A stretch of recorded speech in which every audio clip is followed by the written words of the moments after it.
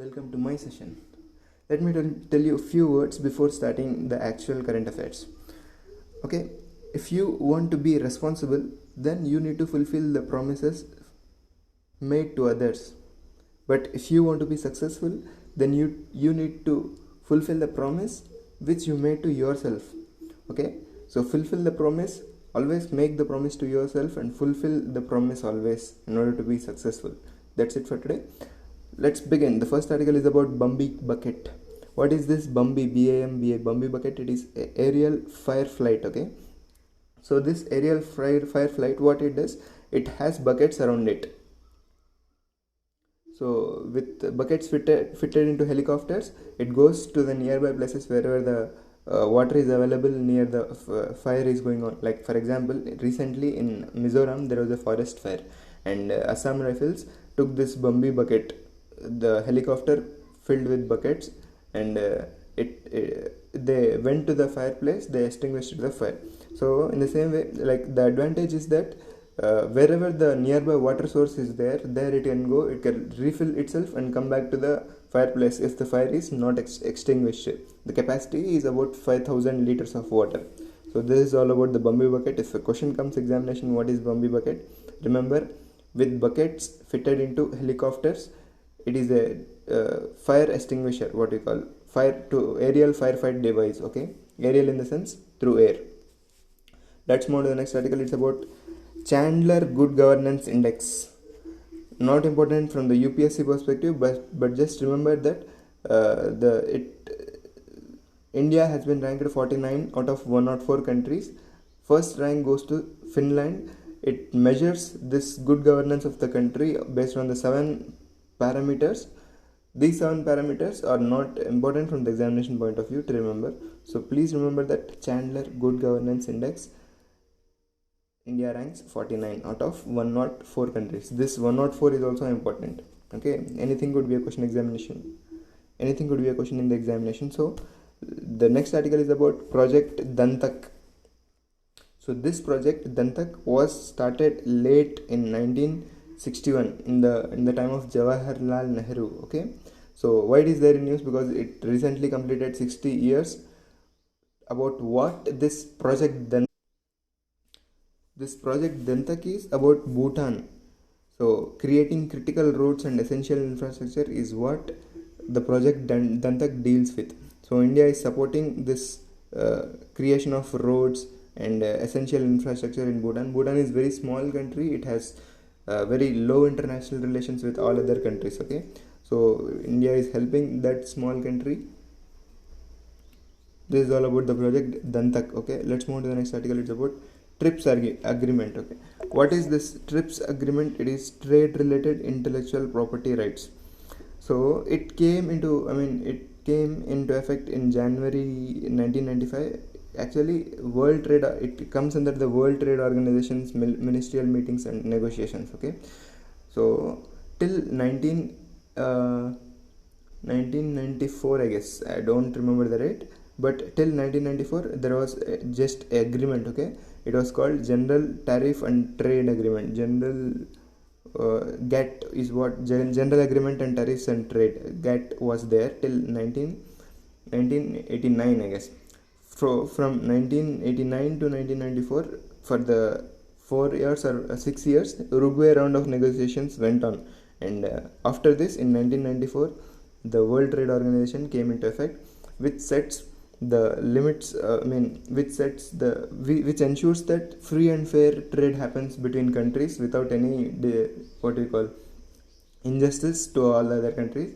It ensures that trade happens without any barriers. There is a free trade agreement. Okay, so there are exceptions to this also. Every 2 years there will be ministerial conference going on. So one of the outcome of this ministerial conference is this trade related intellectual property rights. So as the name suggests, intellectual property rights, in the sense, intellectual property, your own thinking, you have created something new. Okay, so with that, the property which you have created new with your thoughts, with your inventions, belongs to you. No other people can use it. So the rights relating to this are called intellectual property rights. Okay, So here TRIPS is trade related intellectual property rights. So like copyright or patent, all these are TRIPS agreement. Okay, this is all about the TRIPS agreement. Let's move to the next article. It's about Marib region. Where is this Marib region? It is there in Yemen. Okay, there is a tussle going on between the Houthi rebels and the Yemeni government. Okay, Houthi rebels are supported by Iran, and Yemen government, actual government, which is democratic, is supported by Saudi Arabia. Why it is there in news? Because more than 30% or 40% of this Yemen is occupied by Houthi rebels itself, and this Marib region is very important strategic region. So Yemen Houthi rebels are trying to conquer this region also from the government. In fact, they are facing many casualties, but they are not reducing their efforts. They are just continuing their efforts to capture this Marib region. This is there in the Yemen. This is all the issue going on. Let's move to the next article. It's about the UNECOSOC. Why it is there in news? Because India has been elected into 3 prime bodies of the ECOSOC, that is Crime Prevention and Criminal Justice, Executive Board, and World Food Program. Okay, for these 3, India has been elected. Let's discuss about ECOSOC. It is established in 1945 with 54 members. It is the UN sub-agency. One of the 6 agencies which are there is the UN. The other 5 being United Nations Security Council, United Nations General Assembly, International Court of Justice, UN Security, UN Security Council is also there, and Trusteeship Council is also there. So these are the 5: UNSC, UNGA, ICJ, UN Security Council, Trusteeship Council. Along with this, UNECOSOC is the 6th body of the UN. Okay, these all bodies helps UN in suggesting in their own particular issues, so that UN can take particular decision on the world affairs. Okay, about UN, this UN is headquartered in New York. Okay, so most of the organizations whose name starts with U, United Nations, something like that, are headquartered in New York only. Some exceptions are there, like United Nations Environmental, UNEP, I guess, Environmental Program. It is headquartered in Nairobi. Okay, let's discuss about these 3: Crime Prevention and Criminal Justice. It is headquartered in Vienna with 40 member states, and these 40 member states are elected. Now India has been recently elected. About Executive Board and World Food Program, both were established in 1960. The headquarters of World Food Program is there in Rome, Italy. Okay, it was just in 2020 this World Food Program got Nobel Prize for prevention of hunger and other things, malnutrition, for the year 2020. Okay, World Food Program got. So Executive Board has 36 members in it. Okay, this is all about the UN ECOSOC. ECOSOC in the sense, yeah, I have told you all about it. Let's move to the next article. It's about Mahavir Jayanti. Recently Mahavir Jayanti was celebrated. It was the birth anniversary of 24th Jain Tirthankara. What is his name? His name is Mahavira, Siddhartha Mahavira, I guess. Let me check it. Okay,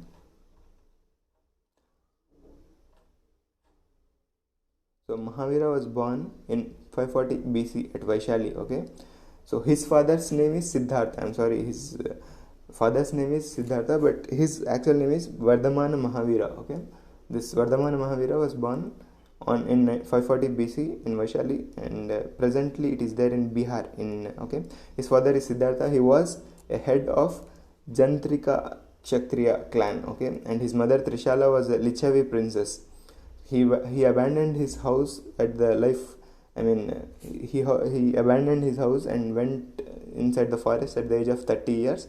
So after 12 years of sacrifice and penance, he finally attained the Kavilya, what is called perfect knowledge of at the age of 42. Okay, at the age of 42 he attained the Kavilya. Also remember, there are 5 cardinal vows. Okay, these 5 vows are: do not commit violence, do not speak a lie, do not steal, do not acquire property, observe continence or something like that. It is there, but if you implement this one in your life will be trustworthy. Okay, so Jainism believes in God, but below the Jinnah is there who preaches the Jainism. God is kept below Jinnah. Okay, So about Jain councils are there. Remember PV, okay? PV in the sense Patliputra Vallabhi. The first Jain council was held in Patliputra. It is in 300 BC, and V in the sense Vallabhi. It was in 512 AD. Okay. Stulabahu was the president of Patliputra, and compilation of Mahavira's teachings into 12 Angas was what happened in the first Jain council.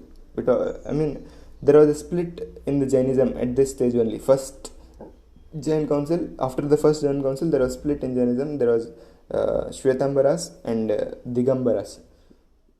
Okay, Shwetambaras wore white colored cloth around their body, but Digambaras wore no cloth. They completely strictly followed Jainism. Okay, so this is all about the Jainism. Also for Buddhism councils, remember RVPK. Okay, R for Rajagriha, P for Patliputra, V for Vallabhi, V for Vaishali, I guess.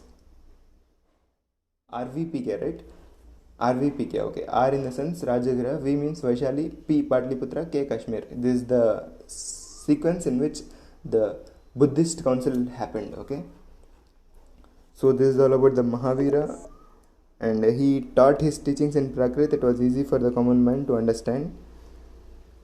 Okay, that's it. Okay, let's move on to the next article. It's about the oxygen concentrators. Recently, Saudi Arabia has promised that it will supply oxygen cylinders to India in the pandemic which is going on, which is very fatal for India. So many countries came forward for helping India. It is good initiative. About oxygen concentrators, actually it converts the normal air into the oxygen. It filters the nitrogen, and then it filters the other gases which are present and keeps the oxygen. This is useful for those who are not in the ICU, okay, for those who require oxygen but not in severe quantities. For those it is useful. It produces 90% pure oxygen, okay, but oxygen cylinders, that the 99% pure oxygen is required, and those who are at the critical stage of the COVID-19, the oxygen concentrators is no help. But oxygen concentrators are more costly than oxygen cylinders, okay. So this is all about the oxygen concentrators. Let's move to the next article. It's about the World Malaria Day. 25th of April is celebrated as World Malaria Day by World Health Organization, and there are many initiatives taken by World Health Organization in order to eliminate malaria from the countries. So E2020 was an initiative for 20 countries. In this, the 20 countries will be, the aim is to eliminate malaria from these 20 countries. It ended in 2020, and now it is E2025. New initiative was taken up by WHO. So in this 25 countries, in 25 countries, they will try to eliminate malaria. So it is the aim by 2025, okay. Also remember, there is a report called Zerlong In on Malaria released by WHO.